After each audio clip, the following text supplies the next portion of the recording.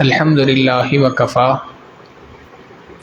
وسلام علی عبادہ الذین اصطفیٰ اما بعد فاعوذ باللہ من الشیطان الرجیم بسم اللہ الرحمن الرحیم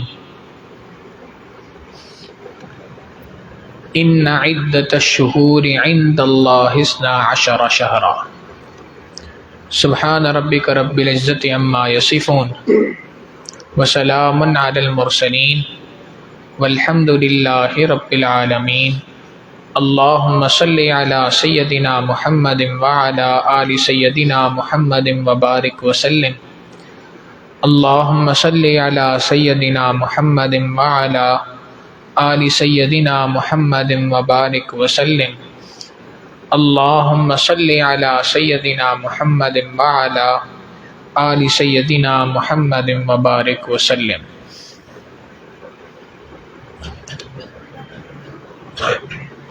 دنیا کے اندر ایک ضابطہ اور اصول ہے، جہاں کہیں پر بھی کوئی تعمیر ہونی ہو، کنسٹرکشن ہونی ہو اور اینٹیں لگائی جانی ہوں تو اس کا ایک اصول اور ضابطہ ہے، ایک اینٹ کے اوپر دوسری اینٹ رکھنے کے لیے اور عمارت کو بلند کرنے کے لیے ایک شرط ہے، وہ یہ ہے کہ پہلی اینٹ کے اوپر کسی قسم کا کوئی کچرا، کسی قسم کی کوئی ڈسٹ، کوئی دوسری چیز موجود نہ ہو۔ اگر ہوتی ہے تو مستری اس کو کھرچ کے صاف کرتا ہے، پھر اس کے اوپر سیمنٹ کی ایک لیئر لگاتا ہے، پھر اس کے اوپر دوسری اینٹ رکھتا ہے۔ اگر درمیان کے اندر کچرا آ جائے، مٹی کی تہ جمی ہو اور اس کے اوپر ویسے ہی دوسری اینٹ رکھ دی جائے تو عمارت مضبوط نہیں بنتی، کسی نہ کسی دن گر جاتی ہے۔ ہمارے حضرت نے ایک مرتبہ یہ بات ارشاد فرمائی کہ ہم اپنی جوانی کے اندر ایک مرتبہ مسکین پور کے علاقے کے اندر گئے۔ حضرت خواجہ فضل علی قریشی رحمۃ اللہ علیہ ہمارے سلسلے کے بہت بڑے امام ہیں، گزرے ہیں، ان کی خانقاہ تھی، وہاں پر پہنچے تو وہاں پہ خانقاہ کی جو 4 دیواری تھی، باؤنڈری تھی، وہ ذرا ہائٹ اس کی چھوٹی تھی، کم تھی۔ تو وہاں کے جو طلباء پڑھنے والے تھے، سالکین تھے، انہوں نے ارادہ کیا کہ چونکہ گاؤں دیہات ہے، رات کو بہت سارے وحشی جانور اندر آ جاتے ہیں، لوگ بھی کئی مرتبہ دیوار پھلانگ کے اندر داخل ہو سکتے ہیں، تو لہٰذا اس کے اوپر اس دیوار کو ذرا اونچا کر دیا جائے۔ اونچا کرنے کے لیے انہوں نے بلاک لیے، اس پہ سیمنٹ لگائی اور اس دیوار کے اوپر ایک اور دیوار کھڑی کر دی۔ فرماتے ہیں کہ چند دن گزرے تھے کہ وہ جو دیوار انہوں نے اوپر بڑھائی تھی وہ کے بعد پھر گر گئی۔ فرماتے ہیں وہ جتنے لوگ آ کے کہنے لگے کہ جی آپ چونکہ انجینئر ہیں تو آپ ذرا آئیں، اور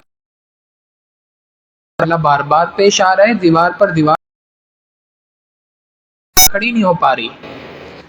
حضرت فرماتے ہیں وہاں پہ گیا تو میں نے ان سے کہا کہ جی وہ کھرچنے کا جو آلہ ہوتا ہے، اسکریپر ہوتا ہے، وہ ذرا مجھے لا کے دو۔ وہ لا کے دیا تو یہاں تک عمارت موجود تھی، یہاں تک دیوار موجود تھی، تو اس وقت تک اس کے اوپر مٹی کی ایک بہت بڑی موٹی تہ تھی جو اوپر آ کے جم چکی تھی۔ میں نے کوئی نیا کام نہیں کیا، جو کام آپ نے کیا میں نے بھی وہی کیا ہے، فرق صرف اتنا ہے کہ میں نے اس سے پہلے ذرا کھرچ کے اس کو بالکل صاف کر دیا۔ اب اس کے اوپر جو اینٹ رکھی ہے تو وہاں پر دیوار جتنی اونچی کرنا چاہیں انشاءاللہ ساری مضبوط ہوگی، کبھی نہیں گرے گی۔ بعین ہی یہی مثال ہے، رمضان المبارک کا مہینہ اللہ رب العزت کی رحمتوں اور برکتوں کا مہینہ ہے، مگر اس کی رحمتوں اور برکتوں سے فائدہ وہ شخص حاصل کر سکتا ہے جس نے اپنے آپ کو، اپنے نفس کو کھرچ کے گناہوں سے پاک صاف کر لیا ہو۔ جس کا نفس کھرچ کے اچھے طریقے سے گناہوں سے پاک صاف نہیں ہوگا، وہ رمضان المبارک کی رحمتوں اور برکتوں میں سے حصہ نہیں پا سکتا۔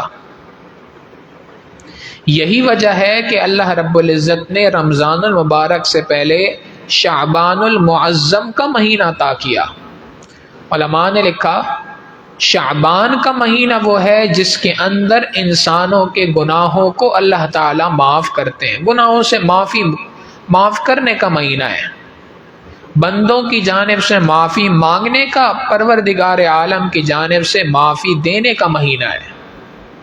جو کوئی شخص بھی اپنے آپ کو صاف ستھرا کرے گا اس رمضان المبارک کے لیے، شعبان کے مہینے میں رمضان المبارک کے مہینے کی رحمتیں اور برکتیں سمیٹ سکے گا، اور جو کوئی شخص بھی شعبان کے مہینے کے اندر اپنے آپ کو اس رمضان کے لیے تیار نہیں کرے گا، رمضان آ بھی جائے گا اور چلا بھی جائے گا، جو رمضان المبارک کی برکتیں سمیٹنی تھیں وہ برکتیں صحیح طور پہ سمیٹ نہیں سکے گا۔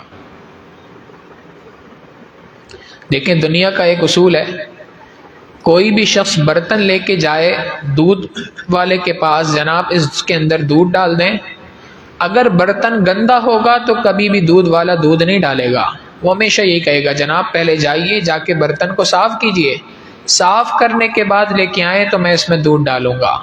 گندے برتن میں اگر دنیا کا دودھ شعبان میں رجب میں جو کرنی ہے، جو نبی علیہ الصلوۃ والسلام کی احادیث مبارکہ سے پتہ چلتا ہے کہ جی 2 مہینے پہلے سے اللہ کے محبوب صلی اللہ علیہ وسلم رمضان المبارک کے آنے کی تیاری فرما رہے ہیں، تو یہ تیاری ہے کیا؟ اس تیاری کا پہلا قدم، پہلا اسٹیپ یہ ہے کہ انسان 100% اپنے پچھلے تمام گناہوں سے توبہ کرے۔ اللہ آج تک گناہ ہو گئے، اب تک جو گناہ ہو چکے اے اللہ معاف کر دیجئے، آئندہ کے لیے میں عزم کرتا ہوں، نیت کرتا ہوں اے اللہ گناہوں سے پاک صاف زندگی گزاروں گا۔ اگر بشری تقاضے کی بنا پر گناہ ہو جائے تو دوسرا قدم یہ ہے کہ فی الفور توبہ کرے، توبہ کرنے میں ہو چکی ہو، جیسے ہی گناہ ہو جائے بغیر کسی دیر کیے فی الفور انسان 2 رکعت نفل پڑھے، اللہ سے معافی مانگے، اس گناہ پر توبہ کرے۔ حضرت اقدس تھانوی رحمۃ اللہ علیہ کے ملفوظ کو سامنے رکھیں تو یہ بات کہی جا سکتی ہے کہ اگر اس طریقے سے شعبان کا مہینہ گزارا تو رمضان کے آنے سے پہلے اللہ رب العزت 100% گناہوں سے پاک صاف زندگی انسان کو عطا کر دیں گے۔ تو پہلا اسٹیپ، پہلا عمل یہ ہے کہ پچھلے تمام گناہوں پہ توبہ کرے۔ دوسرا اسٹیپ یہ ہے کہ آئندہ انسان نیکوکاری پرہیزگاری والی زندگی گزارنے کا ارادہ کرے۔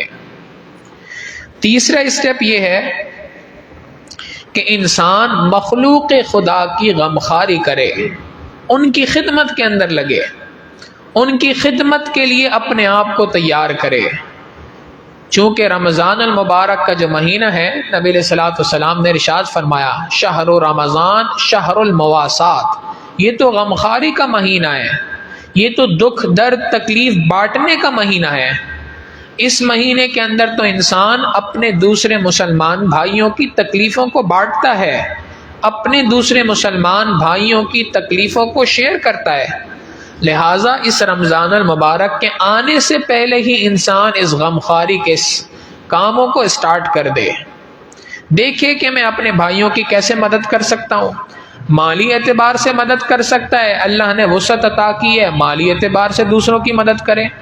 بہت سارے لوگ ہیں اللہ ان کو توفیق عطا فرماتے ہیں، وہ رمضان المبارک کے آنے سے پہلے شعبان کے مہینے میں رمضان پیکج کے نام پر مختلف چیزوں کو سیٹ بناتے ہیں اور غریب غرباء میں ضرورت مندوں میں اس کو تقسیم کرتے ہیں۔ تو اگر اللہ نے مالی اعتبار سے وسعت عطا کی ہے تو مبارک کے آنے سے پہلے رجب اور شعبان کے اندر ہی اپنے مال کے خرچ کرنے میں اضافہ فرما دیا کرتے تھے۔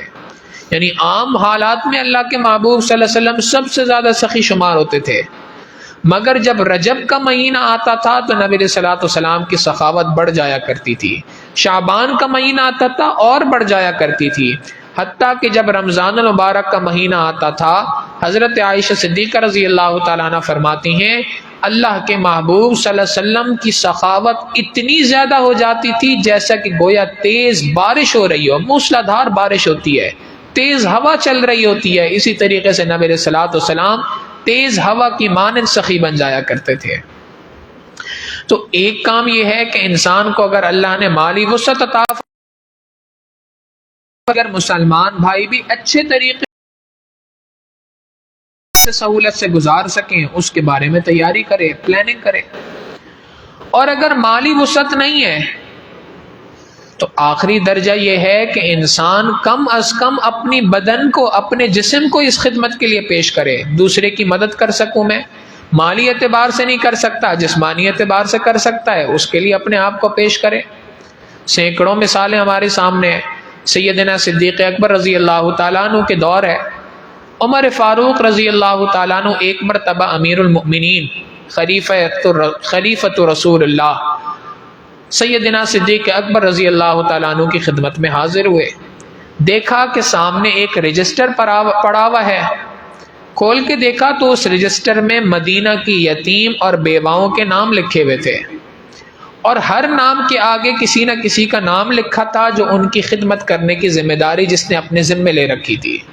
یہ بیوہ کا نام ہے، اس کے آگے اس کی خدمت کرنے والے کا نام ہے۔ عمر رضی اللہ تعالیٰ عنہ نے دیکھا کہ ایک نام ہے بیوہ کا، اس کے آگے کسی کا نام نہیں لکھا ہوا خدمت کرنے والے۔ دل میں نیت کر لی کہ میں آج رات کو جاؤں گا اور جا کے اس کی خدمت کروں گا۔ چنانچہ رات گزر گئی۔ جب فجر سے کچھ پہلے یا فجر کی نماز پڑھ کے عمر رضی اللہ تعالیٰ عنہ اس عورت کے گھر پہ گئے، دروازہ کھٹکھٹایا۔ اس بڑھیا نے پوچھا کون؟ کہا اماں خادم ہو، خدمت کرنے کے لیے آیا ہوں۔ بھئی تم کون سے خادم ہو؟ خادم تو آیا تھا، خدمت کر کے چلا گیا۔ اچھا اماں وہ کون تھا؟ بیٹا اس نے کبھی مجھے اپنا نام بتایا نہیں، میں نے کبھی نام پوچھا نہیں۔ وہ آتا ہے مجھے کہتا ہے اماں پردہ کر لو، میں پردہ کر لیتی ہوں۔ وہ آ کے ساری صفائی ستھرائی جو سارے کام ہیں وہ کر لیتا ہے، پانی بھر کے لا کے رکھ دیتا ہے، جاتے ہوئے بتا دیتا نے کبھی نام پوچھا؟ عمر رضی اللہ تعالیٰ عنہ کو جستجو ہوئی، یہ کون شخص ہے جو اتنے چپکے سے خدمت کر رہا ہے کہ اس نے اپنا نام بھی نہیں لکھوایا، اور بڑھیا جس کی خدمت کر رہا ہے اس کو بھی نہیں پتا اس کے بارے میں۔ اگلے دن فجر کی نماز سے پہلے عمر رضی اللہ تعالیٰ عنہ گھر پہ پہنچ گئے۔ اب دروازہ کھٹکھٹایا، کون؟ اماں خادم۔ بھئی کیسا خادم ہے؟ خدمت کرنے والا تو آیا تھا، خدمت کر کے چلا گیا، تم کون ہو؟ اب حیران ہوئے کہ یہ کون ہے جو فجر سے پہلے بھی میں آیا تو اس وقت پر بھی خدمت کر کے جا چکا ہے۔ اب جستجو اور بڑھ گئی۔ تیسرے دن فیصلہ کر لیا کہ میں عشاء کی نماز پڑھ کے راستے میں کہیں بیٹھ جاؤں گا، دیکھتا ہوں یہ کون شخص ہے۔ چنانچہ رات کو عشاء کی نماز پہر آ گیا، جس وقت پر تمام لوگ سو چکے ہوتے ہیں، اس وقت پہ دیکھا کہ ایک شخص ہے جو ننگے پاؤں اپنے پنجوں کے بل چلتا ہوا بڑھیا کے گھر کے پاس آ رہا ہے۔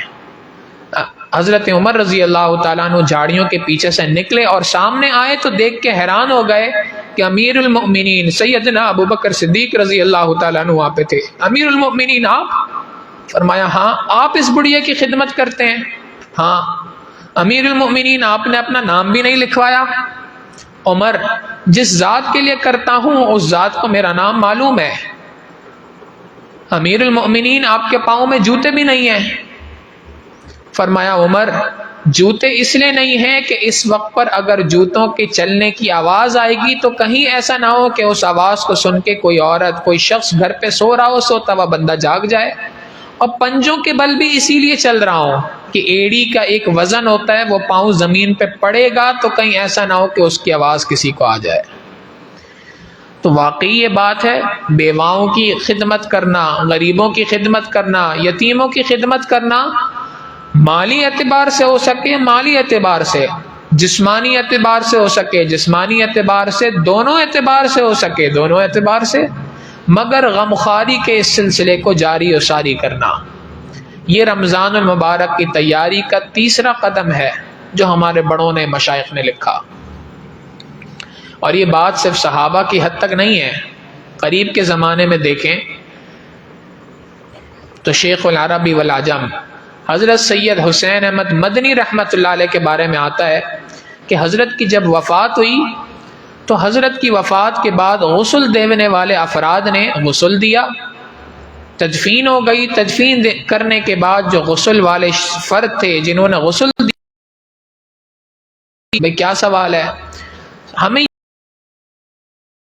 یہ بات سمجھ نہیں آئی کہ حضرت شیخ الاسلام حضرت مدنی رحمت اللہ علیہ کے بائیں کندھے کے اوپر ایک کالا نشان تھا. ہمیں سمجھ نہیں آ رہا تھا یہ کس چیز کا نشان ہے. اہلیہ نے بڑی ٹھنڈی آ بھری، بھئی کس چیز کا نشان ہے؟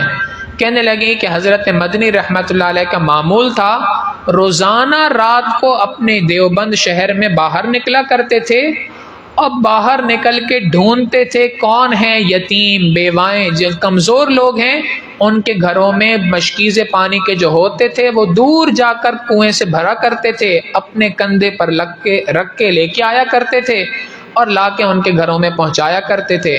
چونکہ حضرت کا جسم بہت زیادہ کمزور تھا تو اس وجہ سے ایک کالا نشان ان کے کندھے پہ پڑ گیا تھا. تو ہمارے بڑوں کا یہ معمول رہا ہے. یہ حضرت مدنی رحمت اللہ علیہ ایک طرف شیخ العربی والعجم، ایسی بڑی شخصیت کہ جس کو اللہ نے یہ موقع عطا کیا 10 سال مدینہ منورہ کے اندر مسجد نبوی میں بیٹھ کر بخاری شریف کا درس دیا، حدیث کا درس دیا. وہ شخصیت ہیں، ایک طرف وہ شیخ الحدیث ہیں، ایک طرف وہ بخاری شریف کے استاد ہیں، استاد الحدیث ہیں، اور دوسری طرف ان کی خدمت کا یہ عالم ہے. تو رمضان المبارک کی تیاری کا تیسرا قدم یہ کہ انسان غمخواری کرے، دوسروں کے کام آنے کی کوشش کرے، دوسروں کی مدد کرے. جس طریقے سے کسی دوسرے انسان کو مدد پہنچا سکتا ہے اپنے ذریعے سے، اس طریقے سے مدد پہنچائے. نبی علیہ الصلوۃ والسلام نے ارشاد فرمایا خیر الناس من ينفع الناس، لوگوں میں سب سے بہتر آدمی وہ ہے جو دوسروں کو نفع پہنچانے والا ہو. اور چوتھا کام یہ ہے کہ انسان صدقات کا اہتمام کرے. جیسے ذکر کیا کہ پہلے جو صدقہ کیا کرتا تھا اس صدقات کی تعداد میں اضافہ کرے، رمضان المبارک تک آنے تک اپنی گنجائش کے اعتبار سے اس کے اندر بڑھوتری کرتا جائے، اضافہ کرتا جائے. اور یاد رکھیے گا، ہم یہ سمجھتے ہیں کہ شاید صدقات کرنے سے، اللہ کے راستے میں مال خرچ کرنے سے مال کم ہوتا ہے. مال کم نہیں ہوتا بلکہ مال بڑھتا ہے. قرآن کریم خود کہتا ہے یمحق اللہ الربا ویربی الصدقات، اللہ رب العزت سود کو گھٹاتے ہیں، کم کرتے ہیں، اور اللہ رب العزت اس کے مقابلے میں صدقات کو بڑھایا کرتے ہیں.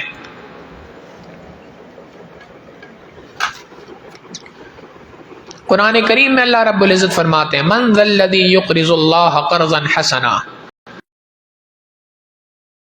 لہ ولہ اجر کریم. اللہ رب العزت اس قرض کو دنیا کے اندر دگنا تگنا کر دیں گے، بڑھا چڑھا کر لوٹائیں گے. وَلَهُ أَجْرٌ کریم، اور اس کے لیے آخرت کے اندر بھی بہت عزتوں والا اجر ہے.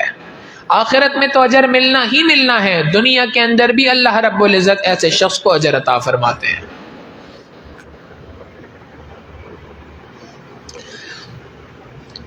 لہٰذا انسان اپنی گنجائش کے مطابق صدقات کا اہتمام کرے.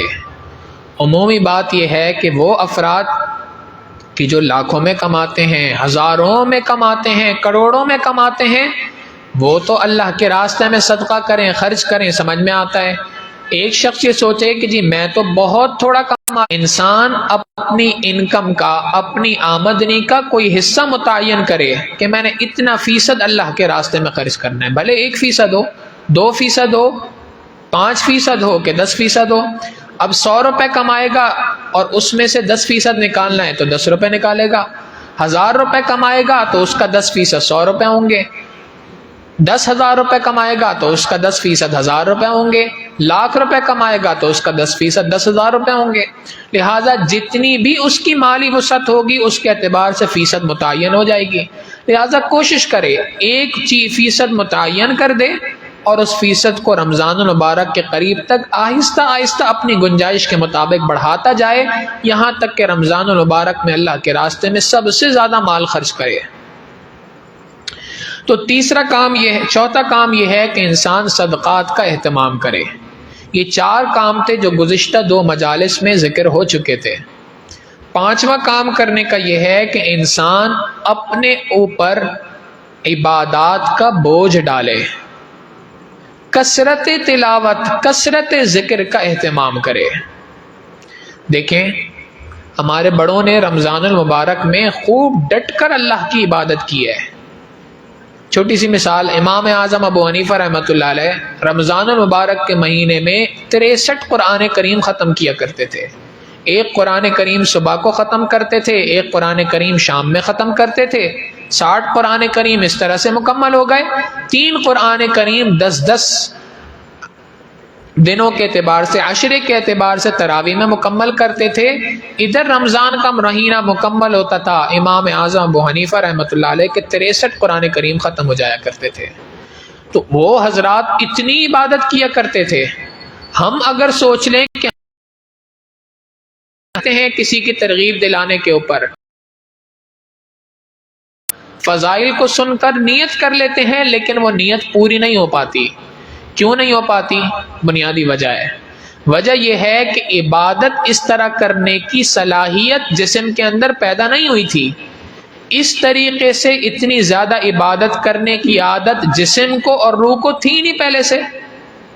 ایک بندہ اگر 1 روٹی روزانہ کھاتا ہو، اب ایک دن اس کے سامنے اچانک سے 50 روٹی رکھ دی جائیں تو نہیں کھا سکتا۔ 1 روٹی والا بہت زیادہ ہو گیا، 2 کھا لے گا، 2.5 کھا لے گا، اس سے آگے تو نہیں کھا سکتا۔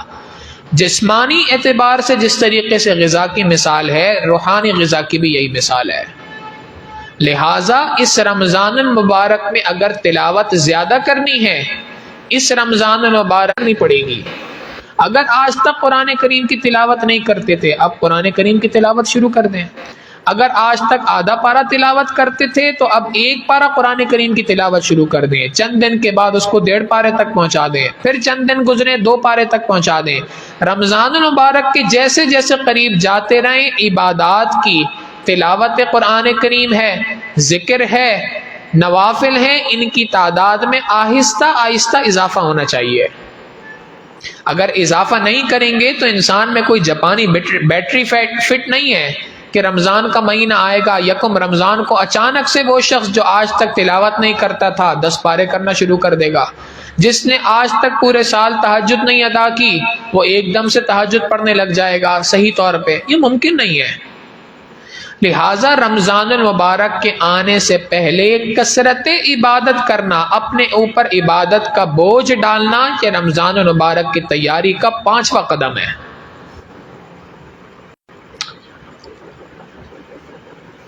آپ دیکھیں صحابہ رضی اللہ تعالیٰ عنہ مجمعین کی زندگی کو دیکھیں، نبی علیہ الصلوۃ والسلام کی زندگی کو دیکھیں، رجب کے مہینے میں، شعبان کے مہینے میں کثرت عبادت نظر آتی ہے۔ پہلے سے عبادات کے بوجھ کو بڑھا دیا کرتے تھے تاکہ جسم اس کا عادی ہو جائے، اس کا روٹین بن سکے۔ جب جسم عادی ہو جائے گا تو اب وہ اتنی عبادت ممکن ہو سکے گی رمضان کے مہینے میں۔ اگر جسم ہی عادی نہیں ہے تو کیسے عبادات ہو سکتی ہیں؟ دیکھیں اگر موسلا دھار بارش ہو رہی ہو اور انسان کے پاس ایک چھوٹا سا پیالہ ہو تو وہ تو منٹوں میں بھر جائے گا۔ اگر بارش کا پانی زیادہ سمیٹنا ہے تو کہا جائے گا جی بڑا پیالہ لے کے آئیں۔ جتنا بڑا پیالہ ہوگا اتنا زیادہ بارش کا پانی سمیٹا جا سکتا ہے۔ اس بعین ہی یہی مثال ہے کہ ہم رمضان المبارک کے آنے سے پہلے اپنی روحانی غذا کا کتنا بڑا پیالہ تیار کرتے ہیں، یہ ہمارے اوپر ہے۔ جتنا بڑا پیالہ تیار کریں گے اتنی رمضان المبارک کے اندر عبادات کر سکیں گے، اللہ کی رحمتوں کو سمیٹ سکیں گے۔ اور اگر پیالہ ہی چھوٹا سا ہوگا تو پھر اس کے اندر زیادہ چیز نہیں آ سکتی، پھر اللہ کی رحمتیں اور برکتوں کو جیسے سمیٹنا چاہیے تھا، جو حق تھا وہ حق ادا نہیں ہو سکے گا۔ تو 5واں کام کرنے کا یہ ہے کہ انسان اپنے اوپر عبادات کا بوجھ ڈالے۔ اور 6واں کام کرنے کا یہ ہے کہ نفلی روزے رکھے، یہ بھی عبادات کا بوجھ ہے۔ نفلی روزے رکھے۔ حضرت عائشہ صدیقہ رضی اللہ تعالیٰ عنہ فرماتی ہیں نبی علیہ الصلوۃ والسلام شعبان کے مہینے میں جس کثرت کے ساتھ روزہ رکھا کرتے تھے، اتنی کثرت کے ساتھ کسی اور مہینے میں روزہ نہیں رکھا کرتے تھے۔ رمضان المبارک کے بعد سب سے زیادہ کثرت سے اللہ کے محبوب صلی اللہ علیہ وسلم نے شعبان میں روزے رکھے، کئی روایات میں آتا ہے کہ بعض سال ایسے بھی گزرے کہ نبی علیہ السلام نے 30 کے 30 دن شعبان کے روزے رکھے، اور بعض روایات میں آتا ہے ایک دن چھوڑ کے رکھے، بعض کے اندر آتا ہے چند دن چھوڑے باقی سارے کے سارے دن رکھے۔ ہر سال کے اعتبار سے نوعیتیں مختلف ہیں امت کو سکھانے کے لیے۔ تو بہرحال نبی علیہ الصلوۃ والسلام نے کثرت کے ساتھ اس شعبان کے مہینے میں روزہ رکھا۔ ہمارے لیے بھی یہی حکم ہے کہ ہم اس شعبان المعظم کے مہینے میں، اس عظمتوں والے مہینے کے اندر کثرت کے ساتھ روزے رکھیں، خوب روزوں کا اہتمام کریں۔ عقلی اعتبار سے بھی دیکھیں تو سمجھ میں آنے والی بات ہے۔ آپ غور کریں، ایک شخص جس نے پورا سال روزہ نہ رکھا ہو، جیسے ہی رمضان کا مہینہ آئے گا اب پہلے دن روزہ رکھے گا، نتیجہ کیا نکلے گا؟ عادت نہیں تھی پورا دن بھوکے پیاسے رہنے کی۔ ہمارا حال تو یہ ہے کہ ہم 3 مرتبہ کھانا کھاتے ہیں، یہ روٹین ہے، اور پھر اس کے بعد 2 مرتبہ کے کھانے اس کے اضافی ہوتے ہیں۔ ایک چائے کے نام پہ کھانا ہو جاتا ہے پورا، ایک ناشتہ ہے، اور دوپہر کا کھانا، اس کے درمیان ایک پورا کھانا ہو جاتا ہے۔ 5 مرتبہ جو فرد زندگی کے اندر روزانہ کی بنیاد پہ کھانا کھاتا ہو، 4 بار کھانا کھاتا ہو، اب اچانک سے ایک دم پیٹ خالی رہنے لگ جائے تو ہوگا کیا؟ انسان اس بھوک کو برداشت نہیں کر پاتا، دوسروں سے شکایت کر رہے ہوتے ہیں۔ پہلا دن گزرتا ہے، یار آج روزہ بہت لگ رہا ہے۔ یہ روزہ کیوں لگ رہا ہے؟ روزہ اس وجہ سے لگ رہا ہے کہ روزہ رکھنے کی عادت جسم کو بنانی تھی، وہ جسم کو عادت بنائی نہیں ہوتی ہے۔ ایک بات تو یہ ہوتی ہے کہ پورا دن انسان سے عجیب و غریب گزر رہا ہوتا ہے، عبادات کرنے کا جی نہیں چاہتا۔ ایک ساتھی ایک مرتبہ آئے، کہنے لگتا ہوں سنتیں ادا کرنے کی تو طاقت ہی نہیں ہوتی جسم کے اندر۔ کیوں نہیں ہوتی یہ طاقت؟ اس لیے نہیں ہوتی کہ روزے کے اندر بھوک پیاس کو برداشت کرنے کی عادت موجود نہیں تھی۔ یہ جسم جو انسان کا ہے یہ عادت کے حساب سے چلتا ہے، ایسا نہیں ہوتا کل تک آپ نے ایک طریقے سے چلایا آج اچانک سے کسی اور طریقے سے چلا دیا، نہیں، اس کو رفتہ رفتہ عادی بنانا پڑتا ہے۔ پھر ایک اور نقصان یہ ہوتا ہے کہ چونکہ جسم عادی نہیں ہوتا بھوک کا، اب جب پیٹ میں آگ لگی ہوتی ہے تو اس پیٹ میں آگ لگنے کا نتیجہ یہ ہوتا ہے کہ انسان کا دماغ خراب ہو جاتا ہے۔ چنانچہ آپ دیکھیں بہت زیادہ عام بات ہے یہ کہ عصر کی نماز کے وقت پر آپ دیکھ لیں مساجد میں جھگڑے ہو رہے ہوتے ہیں، باہر روڈ پہ نکل جائیں ٹریفک کے اوپر جھگڑے ہو رہے ہوتے ہیں، بائک والے جھگڑ رہے ہوتے ہیں، گاڑیوں والے جھگڑ رہے ہوتے ہیں، رکشے والے جھگڑ رہے ہوتے ہیں، جس کو دیکھو دوسرے سے جھگڑ رہا ہوتا ہے۔ 2-3 سال پہلے ہماری اس مسجد کے اندر 2 بوڑھے بزرگ نمازی تھے، ان کا آپس میں جھگڑا ہو گیا۔ اب حیرانی ہوئی کہ بھائی اچانک ابھی تک تو اچھی خاصی نماز پڑھ رہے تھے، اب اچانک جھگڑا کس بات پہ ہے؟ جب معلومات کی تو پتہ چلا کہ ان دونوں کا جھگڑا اس بات پہ ہوا کہ جب سجدے میں تھے تو ایک کی کونی دوسرے کی کونی سے ٹکرا گئی تھی۔ اب اس بات پہ دونوں دست و گریبان ہیں، مسجد کے اندر اللہ کے گھر کے اندر بیٹھے ہیں اور گھر میں بیٹھ کے ایک دوسرے کا گریبان پکڑ رہے ہیں۔ یہ کیوں ہے؟ رمضان المبارک کے آنے سے پہلے اس جسم کو عادی بنانا تھا روزے کا، وہ عادی نہیں بنایا۔ جب عادی نہیں بنایا تو ایسا لگ رہا ہوتا ہے رمضان کی ابتدا میں کہ گویا کوئی بہت بڑی سزا ہے جو ہمیں دے دی گئی ہے۔ ساجد کو یاد ہے 2-3 سال پہلے کی بات ہے، عصر کی نماز کا وقت تھا، نماز پڑھ کے باہر نکلے تو ایک ساتھی نظر آئے، ان سے ایسی کوئی ہنسی مذاق کی کوئی گفتگو کر لی۔ مجھے کہنے لگے جی ایسا مجھے لگ رہا ہے جیسے آپ نے تو آج روزہ ہی نہیں رکھا، اتنی خوش فہمی کے اتنی خوش گپی کر رہے ہیں آپ۔ اب بڑی حیرانی ہوئی کہ یہ کیا بات ہوئی۔ میں نے کہا کیوں؟ کہتے ہیں جی ہم تو روزہ رکھتے ہیں تو ظہر کے بعد سے ہمارا موڈ جو ہے وہ سائلنٹ پہ چلے جاتا ہے، آپ تو بڑے کھلکھلا رہے ہیں اس وقت پہ۔ وجہ کیا ہے؟ عادت نہیں ہوتی جسم کو۔ اچھا یہی انسان ہے 10-15 دن 20 دن گزر جاتے ہیں رمضان کے مہینے کے، اس کے بعد اس کے لیے روزہ رکھنا آسان ہو جاتا ہے۔ آخری عشرے کے اندر عمومی طور پہ لوگوں کی یہ شکایتیں نہیں ہوتی، مگر اس وقت تک رمضان کا اکثر حصہ ہاتھ سے نکل چکا ہوتا ہے۔ لہٰذا رمضان المبارک کے آنے سے پہلے نیت کریں کثرت کے ساتھ روزہ رکھنے کی۔ نبی علیہ الصلوۃ والسلام نے کثرت کے ساتھ اس شعبان کے اندر روزے رکھے، صحابہ نے اس رمضان المبارک کے اندر کثرت کے ساتھ روزے رکھے، سلف صالحین میں اولیاء اکرام نے کثرت کے ساتھ اس رمضان المبارک کے اندر روزے رکھے۔ ہاں آخری 3 دن جو ہیں 28، 29 اور اگر اللہ نے موقع دیا تو 30، یہ 3 دن جو شعبان کے تھے اس میں نبی علیہ الصلوۃ والسلام پھر روزہ نہیں رکھا کرتے تھے۔ کیوں؟ حضرت عائشہ رضی اللہ تعالیٰ عنہ فرماتی ہیں کہ ان 3 دنوں میں اللہ کے محبوب صلی اللہ علیہ وسلم روزہ نہیں رکھتے تھے، اب اپنے آپ کو تیار کر رہے ہوتے تھے رمضان المبارک کے لیے۔ اب جو جسم کو عادی بنانا تھا وہ تو عادی بنا لیا، اب 1 2 دن 3 دن ہے، اس میں ذرا انسان اچھی طرح سے ریسٹ کر لے کہ آگے رمضان المبارک کا مہینہ آنے والا ہے۔ تو رمضان المبارک کو اچھے گزارنے کے لیے شعبان سے تیاری کرنی پڑے گی، اور شعبان میں تیاری کرنے کے لیے چھٹا قدم یہ ہے کہ انسان نفلی روزوں کا اہتمام کرے۔ اور 7واں قدم اس رمضان المبارک کی تیاری کا یہ ہے کہ رمضان المبارک کے آنے سے پہلے شعبان المعظم کے مہینے سے ہی انسان کثرت کے ساتھ دعائیں مانگنے کا اہتمام کرے۔ دیکھیں نبی علیہ الصلوۃ والسلام کی حدیث مبارکہ ہے، اللہ کے محبوب صلی اللہ علیہ وسلم فرماتے ہیں الدعاء مخ العبادہ، دعا عبادت کا مغز ہے، نچوڑ ہے۔ دوسری جگہ پہ ارشاد فرمایا جس کسی شخص پہ اللہ نے دعا کے دروازے کھول دیجئے فتحت لہ ابواب الرحمہ، اس پر اللہ کی رحمت کے دروازے کھل گئے۔ تو رمضان المبارک کے آنے سے پہلے دعاؤں کا اہتمام کرے، اس لیے کہ رمضان المبارک کے مہینے میں تو قبولیت دعا کے سرٹیفکیٹ بٹ رہے ہیں۔ صبح کو دعا قبول ہو رہی ہے، شام کو دعائیں قبول ہو رہی ہیں، تراویح کے بعد قبول ہو رہی ہیں، جگہ جگہ اللہ رب العزت دعاؤں کو قبول فرما رہے ہیں۔ مگر بات یہ ہے کہ انسان سے، ہم سے کہا جاتا ہے جی دعا مانگو، ہم ہاتھ اٹھا کے سوچتے ہیں دعا کیا مانگی جائے۔ انسان 1 منٹ کی دعا مانگ لے، 2 منٹ کی دعا مانگ لے، 3 منٹ کی دعا مانگ لے، اس سے زیادہ کیا دعا مانگے؟ پھر وہی بات ہے، وجہ کیا ہے؟ دعا مانگنے کے لیے بھی جسم کو عادی بنانا تھا، روح کو عادی بنانا تھا، وہ عادت بننی تھی شعبان کے مہینے کے اندر، وہاں عادت بنائی نہیں۔ اب جب شعبان کا مہینہ گزر گیا، رمضان کا مہینہ آیا، اللہ فرما رہے ہیں مانگو میرے بندے کیا مانگنے ہیں۔ اب بندہ بغلے جھانک رہا ہے کہ یا اللہ مانگو تو کیا مانگوں آپ سے۔ نبی علیہ الصلوۃ والسلام کا معمول کیا تھا؟ اللہ کے محبوب صلی اللہ علیہ وسلم لمبی لمبی دعائیں اس رمضان کے اندر مانگا کرتے تھے۔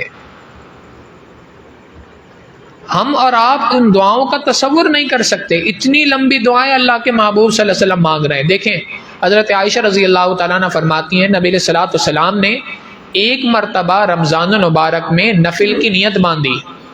اب جب نفل کی نیت باندھی تو 1 رکعت ادا کی، اس رکعت کے اندر سورہ بقرہ کی تلاوت کی۔ اب سوچیں سورہ بقرہ کی تلاوت میں کتنا وقت لگتا ہے؟ چلیں یہ تو قیام کے اندر ہو گیا۔ اب اس کے بعد فرماتی ہیں کہ قیام کے بعد جب رکوع میں گئے تو رکوع بھی اتنا لمبا تھا جتنا لمبا قیام تھا۔ سوال پیدا ہوتا ہے اب اس رکوع میں کیا اللہ کے محبوب صلی اللہ علیہ وسلم نے پڑھا ہوگا؟ علماء نے لکھا کہ نفل نماز کے اندر رکوع کے اندر صرف تسبیح نہیں ہے، تسبیح کے بعد انسان اللہ سے دعائیں مانگے، جو دعائیں مانگنا چاہے وہ ساری دعائیں مانگے۔ تو جتنی دیر میں سورہ بقرہ ختم ہوتی ہے اتنی دیر اللہ کے محبوب صلی اللہ علیہ وسلم رکوع کے اندر دعا مانگ رہے ہیں۔ پھر حضرت عائشہ رضی اللہ تعالیٰ عنہ فرماتی ہیں نبی علیہ الصلوۃ والسلام سجدے میں گئے، سجدہ بھی اتنا طویل تھا جتنا لمبا قیام تھا، اس کے اندر کیا دعائیں مانگی ہوں گی؟ ہم سوچ سکتے ہیں اتنی لمبی دعائیں مانگنے کا؟ ہمیں تو ذہن میں ہی نہیں آتی یار، اور کیا دعا مانگیں۔ حقیقت یہ ہے کہ دعا مانگنے کا طریقہ اور سلیقہ رمضان المبارک سے پہلے سیکھنا ہوگا۔ علماء نے لکھا کہ انسان مانگنا شروع کرے، کوئی نیت کر لے کہ میں نے 10 منٹ دعا مانگنی ہے۔ اب یہ 10 منٹ دعا مانگنے کا جو وقت اس نے مقرر کر دیا، اب اس میں مانگتا رہے، کچھ سمجھ میں نہ آئے تو جو بات سمجھ میں آ رہی ہے بار بار مانگتا رہے، بار بار مانگتا رہے۔ یہ دعا کا مانگنا وہ شروع کرے گا، 1 دن 2 دن 3 دن، آہستہ آہستہ اللہ رب العزت الفاظ اس کو عطا کرتے رہیں گے، یہاں تک کہ ایک دن آئے گا کہ اس کی پروردگار عالم سے تار جڑ جائے گی۔ ایسے بندے کو پھر دعا ختم کرنے کا جی نہیں چاہتا، اس کو وقت چھوٹا لگ رہا ہوتا ہے، وقت کم لگ رہا ہوتا ہے، یا اللہ میں کس طریقے سے اپنی دعا کو تھوڑے وقت میں سمیٹ لوں۔ تو اصل چیز یہ ہے کہ انسان دعا کے مانگنا سیکھے۔ الفاظ دیکھیں نبی علیہ الصلوۃ والسلام نے ہمیں کیسے کیسے الفاظ سکھائے ہیں۔ طائف کے میدان میں اللہ کے محبوب صلی اللہ علیہ وسلم دعا مانگ رہے ہیں، اللہم انی اسألک بنور وجہک الذی لہ الظلمات، اے اللہ میں آپ سے اس نور کے طفیل دعا مانگتا ہوں جس سے دنیا کی تمام ظلمتیں روشن ہوتی ہیں۔ کیا الفاظ ہیں نبی علیہ الصلوۃ والسلام کے۔ لہٰذا انسان دعاؤں کے مانگنے کا اہتمام کرے، یہ رمضان المبارک کی تیاری کا 7واں قدم ہے۔ کثرت کے ساتھ دعائیں مانگے، خوب دعائیں مانگے۔ ان دعاؤں میں ایک دعا تو یہی ہے کہ اے اللہ رمضان المبارک تک ہمیں خیر عافیت کے ساتھ پہنچا، اللہم بارک لنا فی رجب و شعبان وبلغنا رمضان، اے اللہ رجب اور شعبان میں برکتیں عطا فرما اور ہمیں خیر و عافیت کے ساتھ رمضان المبارک تک پہنچنے کی توفیق عطا فرما۔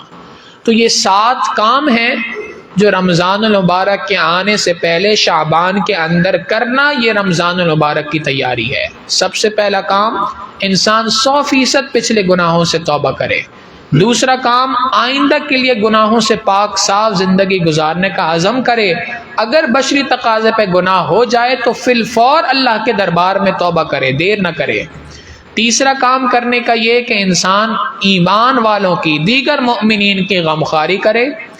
چوتھا کام کرنے کا یہ کہ انسان نفلی صدقات ادا کرے، نفلی صدقات کو بڑھا دے۔ پانچواں کام کرنے کا یہ کہ اپنے اوپر عبادات کا بوجھ ڈالے، نفلی عبادات کو بڑھا دے۔ چھٹا کام کرنے کا یہ ہے کہ انسان کثرت کے ساتھ نفلی روزے رکھے۔ اور ساتواں کام کرنے کا یہ ہے کہ شعبان کے مہینے کے اندر دعاؤں کا اہتمام کرے۔ یہ دعاؤں کی کثرت کی وجہ سے اللہ رب العزت انشاءاللہ رمضان المبارک کی رحمتیں اور برکتوں کو سمیٹنے کی توفیق عطا فرمائیں گے۔ دیکھیں اللہ رب العزت قرآن کریم میں وعدہ فرماتے ہیں، وَقَالَ رَبُّكُمُ ادْعُونِي أَسْتَجِبْ لَكُمْ، کہا تمہارے پروردگار نے ادعونی، مجھ سے مانگو دعائیں، استجب لکم، میں تمہاری دعاؤں کو قبول کروں گا۔ تو جب اللہ رب العزت نے دعاؤں کے قبول کرنے کا سرٹیفکیٹ قرآن کریم میں عطا کر دیا، دعائیں قبول کرنے کا وعدہ قرآن کریم میں ارشاد فرما دیا، اب کس بات کی کم ہمتی ہے؟ انسان جو دوسروں کے سامنے اپنے مسئلوں کو پیش کر رہا ہوتا ہے، دوسروں کے سامنے شکوے شکایت کر رہا ہوتا ہے، اگر اللہ رب العزت کے دربار میں لو لگا لے، پروردگار عالم کے سامنے ہاتھ اٹھا لے اور اللہ سے مانگتا رہے، یا اللہ تنگ دستی کے عالم میں جو گھبراتا ہوں، پردرے غیر پہ جاتے ہوئے شرماتا ہوں، ہاتھ پھیلانے میں محتاج کو غیرت کیسی، شرم آتی ہے کہ بندہ تیرا کہلاتا ہوں۔ یا اللہ ہم جیسے بھی ہیں، حقیقت یہی ہے کہ ہمیں آپ کا بندہ کہلانے کے اندر شرم آتی ہے، ہمارے اعمال ایسے ہیں۔